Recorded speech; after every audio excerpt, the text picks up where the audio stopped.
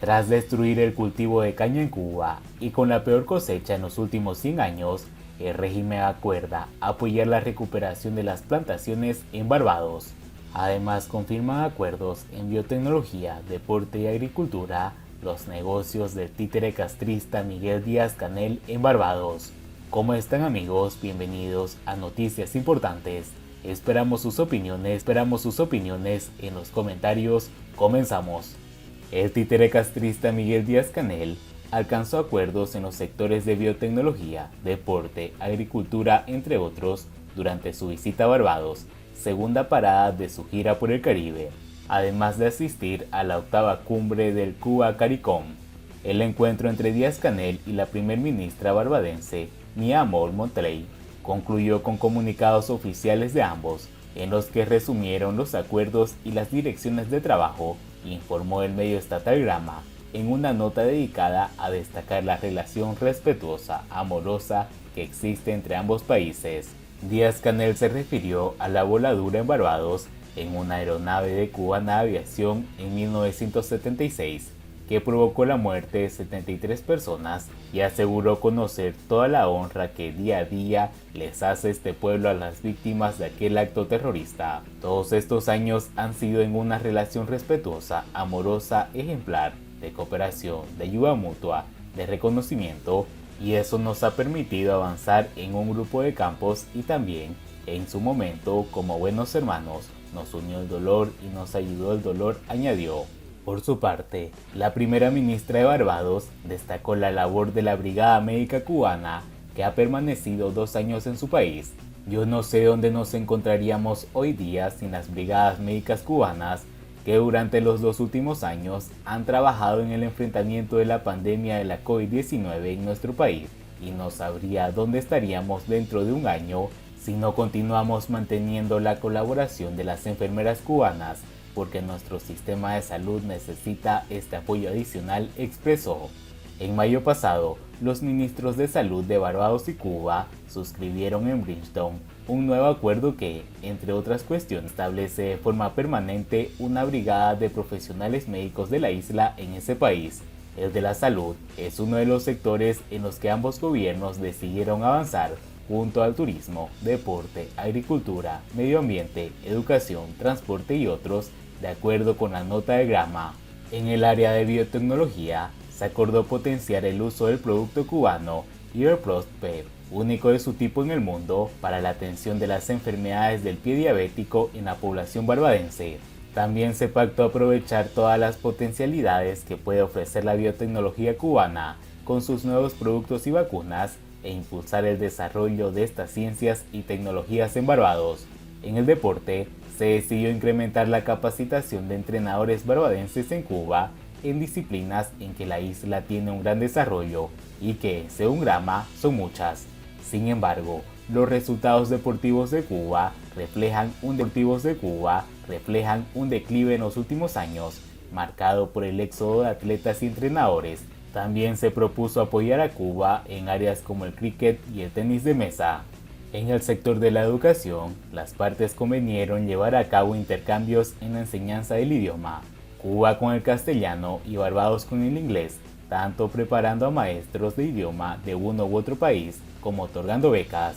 En la agricultura, Grama informa que, entre otros propósitos, se propuso que Cuba apoye su potencial científico, la recuperación de los rendimientos de las plantaciones cañeras en Barbados. Esto resulta una contradicción, teniendo en cuenta que el cultivo de la caña en Cuba está en crisis. En la actual zafra, que arrancó a finales del mes pasado, solo intervendrán 23 centrales, 13 menos que en la anterior cosecha. En la campaña anterior se fabricaron, en números redondos, 480.000 toneladas de azúcar. Centrales molieron algo más de 6 millones de toneladas de caña, y la producción fue clasificada como la más baja de los últimos 100 años de la historia en Cuba, antaño locomotora de la economía de la isla. Esa cifra supone una producción menor que la conseguida durante la Guerra de los 10 Años, iniciada en 1868.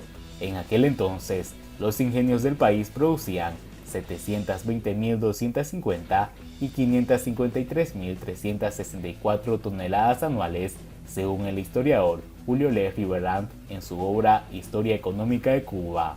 A inicios de este mes trascendió que ninguna empresa cumplió el plan de siembra de caña para garantizar la producción durante la actual zafra. La parte barbadense elogió el supuesto éxito de Cuba en la prevención y el enfrentamiento ante eventos climáticos extremos, como son los ciclones. La primera ministra describió la estrategia cubana como única en el mundo y pidió enviar a la isla una misión de especialistas barbadenses para que puedan conocer y aprender de la experiencia cubana.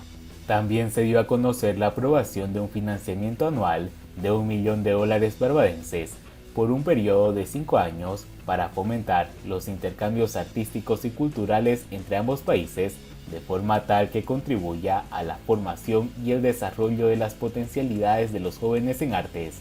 El actual periplo de Díaz-Canel por el Caribe es su segunda gira oficial en menos de un mes y se produce en un momento de una aguda crisis económica y energética en el país. Siguiendo con las noticias, la OCDH denuncia que el nuevo Código Penal cubano persigue el ejercicio cívico de cualquier derecho político. La organización apunta en un comunicado que la actual ley cubana, que entró en vigor el 1 de diciembre, eleva a 24 los sancionables con pena de muerte, 4 más que la normativa de 1987. La pena de muerte toma fuerza en Cuba. Tras la aprobación del nuevo Código Penal, ascendieron a 24 los delitos sancionables con pena capital. De esta manera, el Estado cubano marcha contrario a la tendencia internacional de abolir la pena de muerte e intenta usar la nueva norma para amenazar, incluso con la muerte, a quienes intenten cambiar la situación de represión y miseria, argumenta el director de estrategia de la OCDH. La nota destaca que el artículo 120.1 del actual Código Penal sanciona con cárcel de 4 a 10 años a quien ejerce arbitrariamente cualquier derecho o libertad reconocido en la Constitución de la República. También apunta que se criminaliza y se establece una condena de hasta 10 años de prisión contra las actividades de cooperación internacional o la asistencia financiera a proyectos de sociedad civil independiente. Esta medida, argumenta la organización, además de ir en contra de un derecho reconocido por la ONU a la sociedad civil, es un obstáculo para la asistencia al empobrecido pueblo cubano. Asimismo, la nota recuerda que en noviembre último se registraron al menos 352 acciones represivas en Cuba, de las cuales 121 terminaron con algún tipo de detención arbitraria y 231 con otros abusos, como sitios a viviendas, 88, abusos contra presos políticos, 36, citaciones policiales, multas, cortes de internet, telefonía, juicios, amenaza, exilio forzado o impedimento para salir del país. Cires considera además que en Cuba cada mes se repite el mismo esquema represivo, aunque ahora el régimen cubano cuenta con una nueva herramienta para violar todavía más los derechos fundamentales de los ciudadanos. Exigimos a los democráticos, la Unión Europea y los organismos internacionales le repudien la decisión de La Habana a incrementar los delitos sancionados con pena de muerte y el resto de arbitrariedades presentes en el nuevo Código Penal, concluye Cires. La Ley 151/2022 del Código Penal cubano entró en vigor desde inicios de este mes, con todo el mecanismo jurídico para continuar la represión contra el pueblo. El documento se aprobó en mayo durante la sesión de la Asamblea Nacional del Poder Popular e incluyó 37 nuevos delitos, como el de desórdenes públicos. Nadie quiere el gobierno que escape de su supervisión. Nada han dejado sin regular y criminalizar, advirtió la organización independiente Cubalex, una de las plataformas de sociedad civil que han denunciado reiteradamente esta nueva ley. Según esta organización, el actual Código Penal constituye una preocupación para todos los ciudadanos porque tipifica conductas penales ambiguas, amplias y discrecionales.